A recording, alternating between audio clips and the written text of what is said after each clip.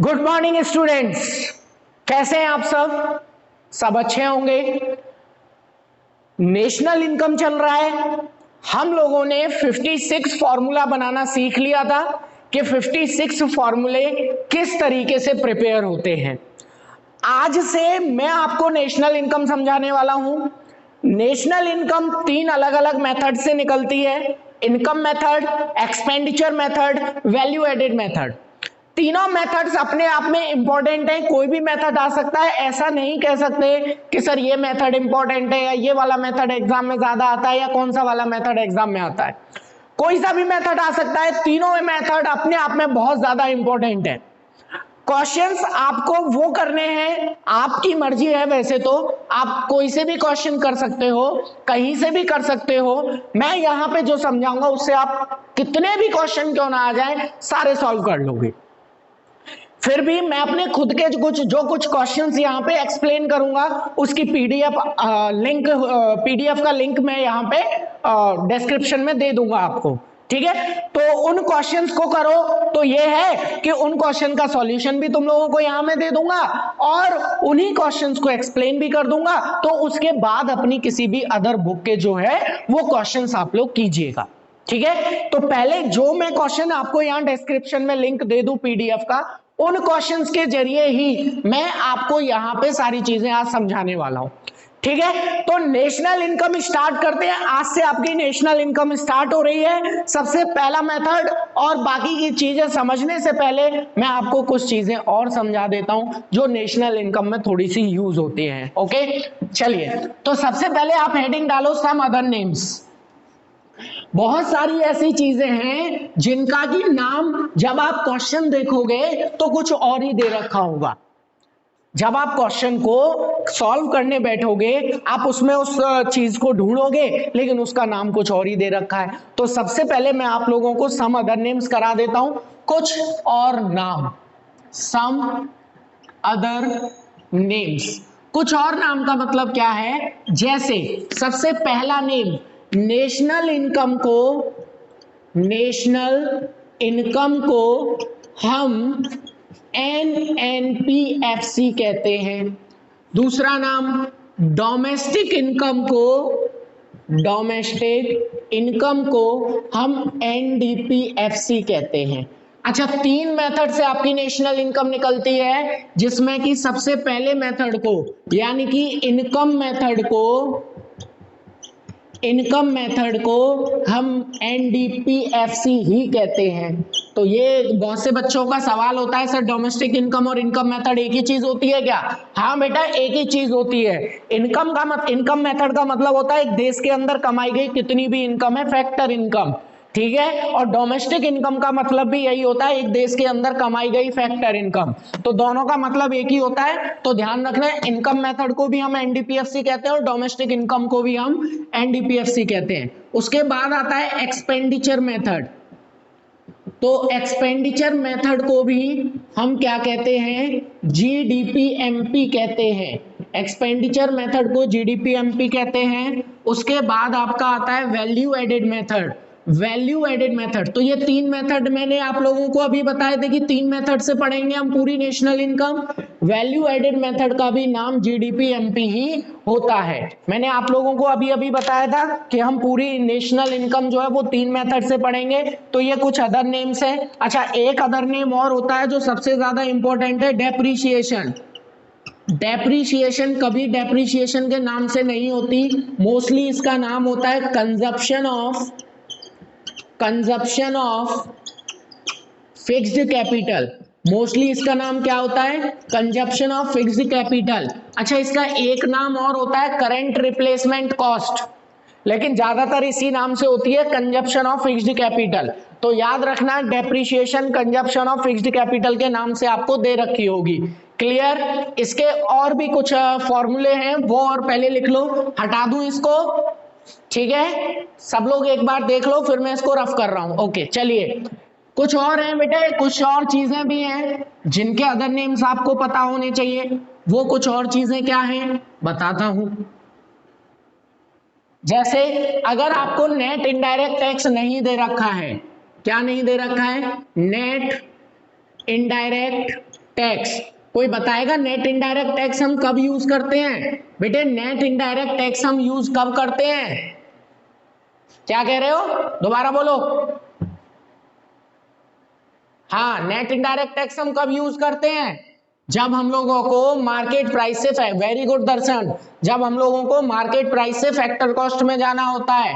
ठीक है, तो अगर ये नहीं दे रखा है तो निकालते हैं इनडायरेक्ट टैक्स माइनस सब्सिडी।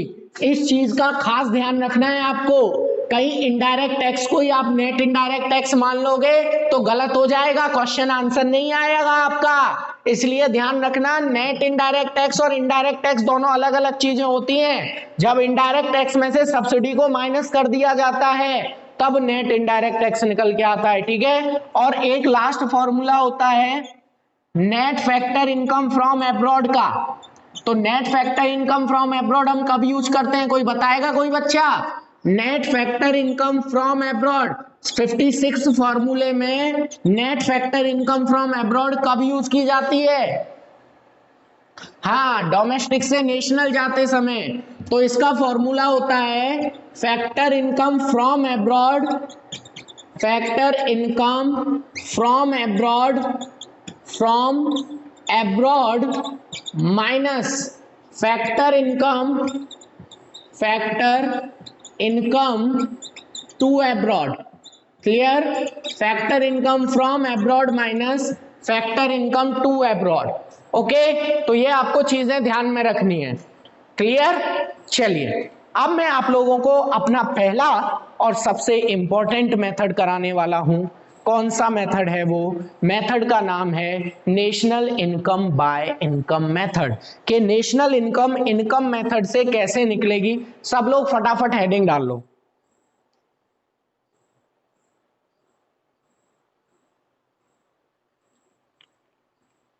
सब लोग फटाफट हेडिंग डाल लो कि national income by income method कैसे कैलकुलेट की जाती है। अब हम वही चीज बताने वाले हैं आपको। ठीक है, चलो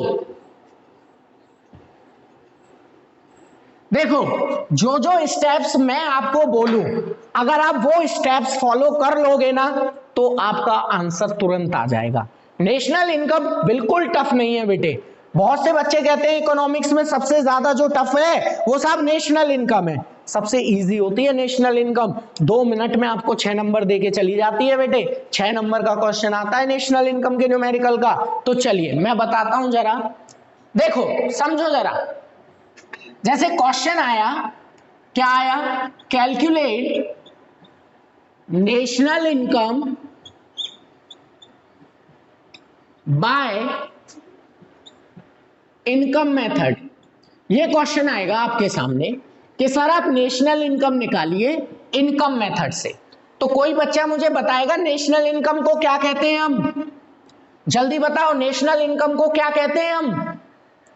नेशनल इनकम को हम कहते हैं NNPFC। अभी अभी अदर नेम्स में लिखवाया है कि नेशनल इनकम।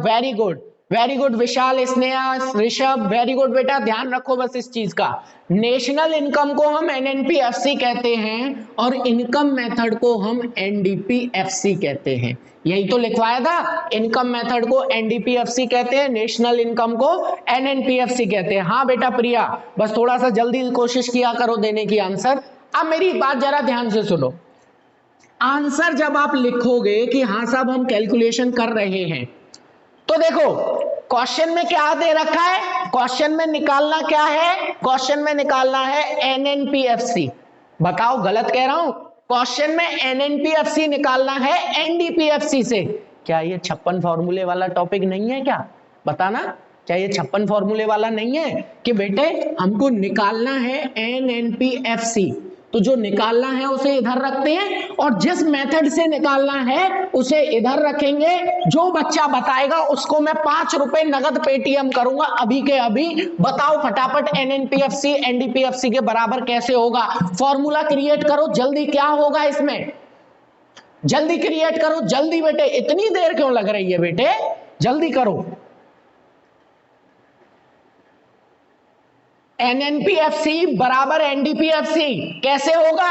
56 फॉर्मूले में बताया था। मुस्कान एकदम सही बेटा, एनडीपीएफसी प्लस एनफीफा, एनफीफा, एनफीफा। वेरी गुड बेटा, तुम लोगों ने मेरा प्रयास सफल कर दिया। आज तुम लोगों ने बता दिया कि सर हम पढ़ रहे हैं घर पे, ऑनलाइन क्लास हम ले रहे हैं सर, हमें पता है ऑनलाइन क्लास से भी हमें समझ में आ रहा है। एकदम सही बताया। Net is equal to net कुछ नहीं होगा, 56 फॉर्मूले करा चुका हूं, जिसको भी दिक्कत है वो पिछली वीडियो देख लेना।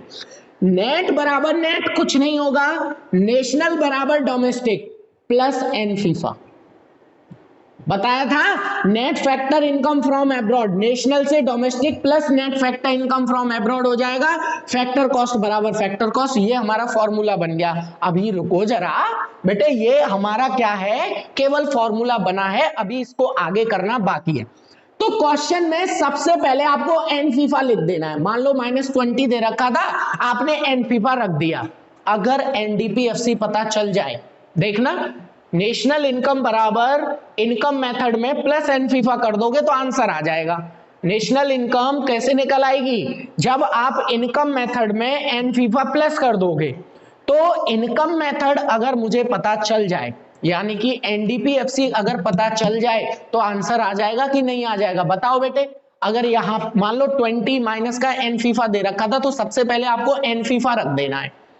कोई भी क्वेश्चन हो, सबसे पहला स्टेप यही फॉलो करना है कि फॉर्मूला क्रिएट करो। उसके बाद पहले वाले को छोड़कर जितनी भी चीजें दे रखी हो उनको रख दो। ठीक है, तो अब देखो एनडीपीएफसी का फॉर्मूला क्या होता है, तो इसको हम अलग से निकालेंगे। ठीक है, अलग से निकालेंगे, वर्किंग नोट नहीं होगा, क्वेश्चन का पार्ट होगा ये। कहीं आप लोग वर्किंग नोट कर दो, नहीं, अलग से निकालेंगे कि एनडीपीएफसी अगर पता चल जाए तो आंसर आ जाएगा। तो बेटे ये एनडीपीएफसी का क्या मतलब है? एनडीपीएफसी का मतलब क्या है? एनडीपीएफसी हम यहां यूज कर रहे हैं इनकम मेथड के लिए। तो बेटे अगर मैं सारी इनकम ऐड कर दूं तो मेरा एनडीपीएफसी आ जाएगा। समझ रहे हो तुम लोग? अगर मैं सारी इनकम ऐड कर दूं तो मेरा एनडीपीएफसी आ जाएगा। अब किसी भी कंट्री में इनकम कितने तरीके की होती है? जितने भी तरीके की इनकम है सबको ऐड कर दो। तुम कहोगे सर इनकम तो बहुत तरीके की होती है, सर हमें 50 रुपए कहीं पड़े मिल गए वो भी इनकम है, सर किसी ने चोरी कर ली वो भी इनकम है, सर कोई नौकरी कर रहा है वो भी इनकम है, ऑटो चला रहा है वो भी इनकम है। सर इनकम तो बहुत सारी है, हम कब तक इनकमों को ऐड करते रहेंगे? नहीं बेटे, सबसे पहली मेरी बात सुन लो कि यहां पे केवल फैक्टर इनकम आती है, ट्रांसफर इनकम नहीं आती है। मेरी बात समझना जरा। इनकम दो तरीके की होती है, एक होती है फैक्टर इनकम, एक होती है ट्रांसफर इनकम। फैक्टर इनकम होती है मेहनत की कमाई, आप ऐसे कह सकते हो। फैक्टर इनकम होती है मेहनत की कमाई, ट्रांसफर इनकम होती है फोकट की कमाई। तो हमें फोकट की नेशनल इनकम में नहीं लेनी, हमें कौन सी लेनी है? मेहनत की। तो मेहनत की कमाई केवल 3 होती है बेटे, 3। किसी के यहां नौकरी करते हो, अपना बिजनेस करते हो, या अपने पैसे बचाते हो, ये 3 तरीके की इनकम होती है मेहनत की। और सब बेटे कुछ नहीं है, 3 पार्ट के 3 इनकम होती है। इन तीनों इनकम को ऐड कर दो, आपका एनडीपीएफसी निकल के आ जाएगा। 3 इनकम कौन कौन सी है समझो। सबसे पहली होती है सीओई, दूसरी होती है ओएस, और तीसरी होती है एमआई। सबसे पहले अगर मैं बात करूं ये सीओई क्या है, सीओई का मतलब होता है कंपेंसेशन ऑफ एम्प्लॉइज। जब भी कोई बंदा किसी के यहां काम करता है तो उसको सीओई मिलता है। जब आप किसी के यहां नौकरी करते हो ना, आपको सीओई मिलता है। सीओई मतलब कंपनसेशन मिलता है। तो कंपनसेशन ऑफ एम्प्लॉइज मतलब किसी के यहां नौकरी करने से जो इनकम आए।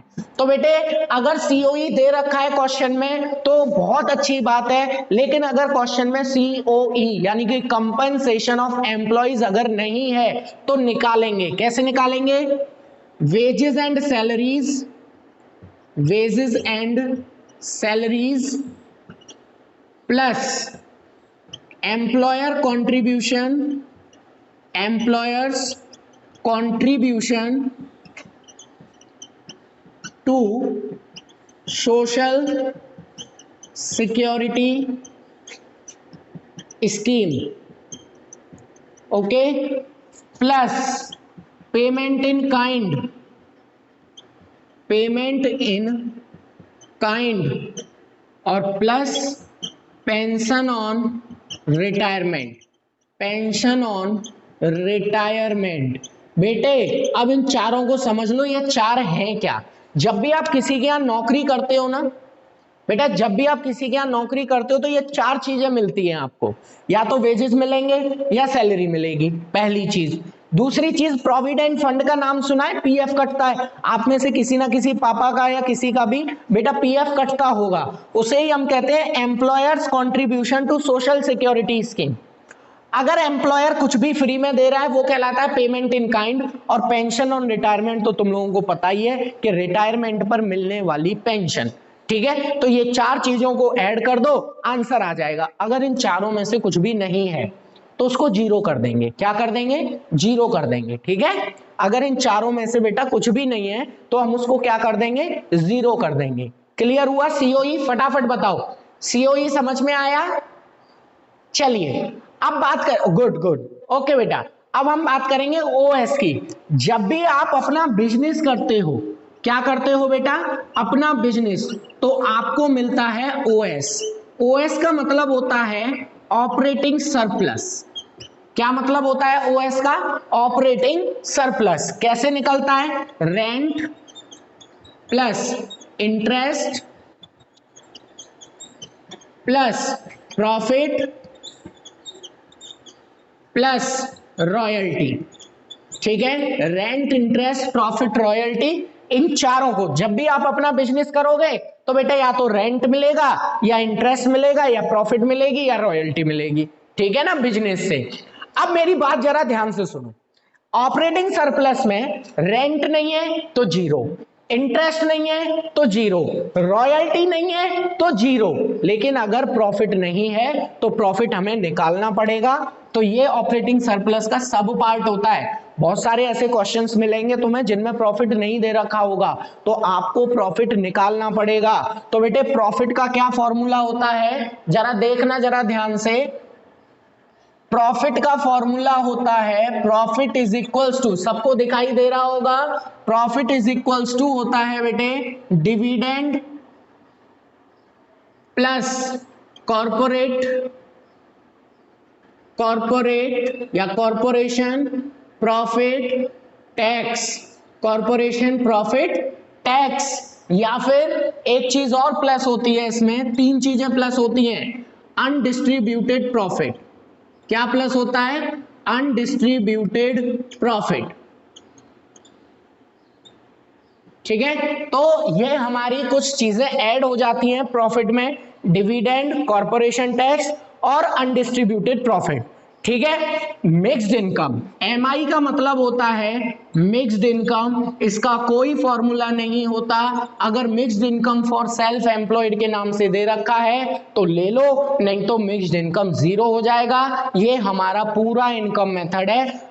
इन सबको ऐड करने के बाद जो आंसर आएगा वो एनडीपीएफसी होगा, उसको यहां रख देंगे, हमारा आंसर आ जाएगा। अभी क्वेश्चन कराऊंगा तब अच्छे से समझ में आएगा, पहले इसको पूरे को लिख लो, स्क्रीनशॉट ले लो या लिख लो। ठीक है, अच्छा ठीक है ना। तो ये हमारा कौन सा है? National income by income method. ठीक है, एक बार मैं फिर से थोड़ा सा रिकॉल कर देता हूं। क्वेश्चन आया calculate national income by income method, तो एनएनपीएफसी निकालना है एनडीपीएफसी से। फॉर्मूला क्रिएट होगा तो क्या आ जाएगा? एनफीफा ऐड हो जाएगा। तो सबसे पहले आपको एनफीफा रखना है, उसके बाद अगर एनडीपीएफसी पता चल जाए तो आंसर आ जाएगा।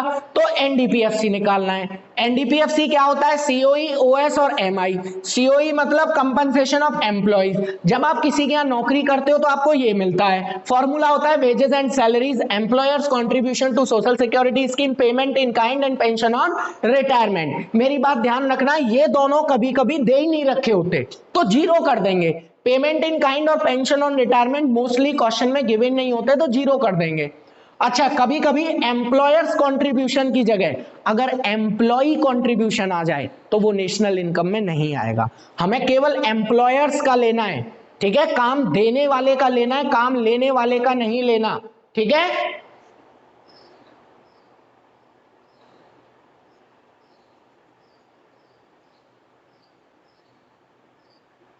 है ना।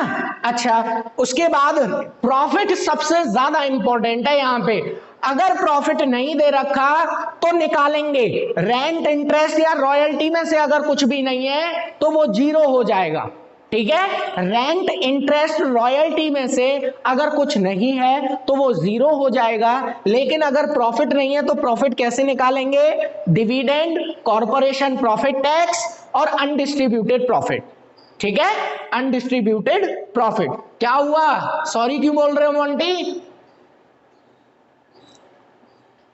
हाँ हाँ बताऊंगा, रुक जा। रॉयल्टी और रेंट एक ही चीजें होती है, घबराने वाली बात नहीं है। ठीक है, रॉयल्टी जो है ऐसी चीज पर मिलती है जो समय के साथ खत्म हो जाए, तो रेंट और रॉयल्टी लगभग एक ही चीज है, लेकिन यहां अलग अलग नाम से दे रखी होंगी। अब मेरी बात, जो इंपॉर्टेंट बात है वो मेरी बात तुम ध्यान से सुनो। ये जो तुम अनडिस्ट्रीब्यूटेड प्रॉफिट लिख रहे हो ना लास्ट में, इसके 3 नाम और होते हैं। मैंने वहां इसलिए नहीं लिखा है क्योंकि बच्चे वहां भूल जाते हैं, इसलिए मैं यहां बता रहा हूं कि dividend, corporation profit tax, undistributed profit. Undistributed profit के 3 नाम और हैं, उनको जरूर लिख लेना इसी की साइड में। अनडिस्ट्रीब्यूटेड प्रॉफिट की साइड में ही लिख लेना क्या क्या नाम है। अगर यहां पे ना दिखे तो मैं बोल रहा हूं, स्पेलिंग लिख लेना। अनडिस्ट्रीब्यूटेड प्रॉफिट को रिटेन्ड अर्निंग भी कहते हैं। क्या कहते हैं? रिटेन्ड अर्निंग, इस नाम से दे रखा होता है, रिटेन्ड अर्निंग। या अनडिस्ट्रीब्यूटेड प्रॉफिट को हम saving of private corporate sector भी कहते हैं। मैं लिख देता हूं, saving of private corporate sector, या इसका एक नाम और होता है कॉर्पोरेट सेविंग। बेटा बस इसी में कंफ्यूज मत होना मेरे शेरों, बस इसमें कंफ्यूज मत होना। अनडिस्ट्रीब्यूटेड प्रॉफिट में, अनडिस्ट्रीब्यूटेड प्रॉफिट के 4 नाम होते हैं टोटल। कितने नाम होते हैं टोटल? 4 नाम।